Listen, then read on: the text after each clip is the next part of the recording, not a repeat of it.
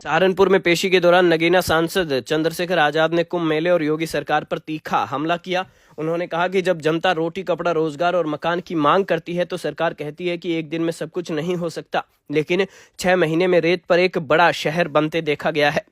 आजाद ने कहा कि सरकार की विचारधारा उसके काम में झलकती है। उन्होंने कुंभ को लेकर तंज कसते हुए कहा कि जिसने पाप किए हैं वे पाप धोने जा रहे हैं। साथ ही प्रदेश में कानून व्यवस्था को लेकर उन्होंने आरोप लगाया कि यहाँ कानून का राज नहीं बल्कि जंगल राज चल रहा है। इस काम को सरकार से कोई और सवाल आप पूछोगे, रोजगार को लेके, बुनियादी सुविधाओं को लेके, लोगों के मकान के लेके,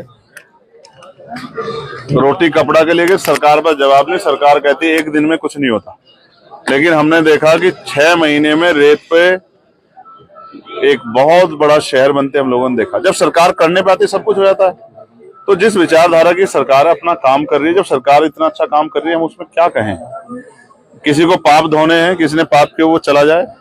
कोई बताता है जो पाप करता है, आपने कोई भी पाप किया तो आप बता दोगे किसी को कि आपने पाप किए।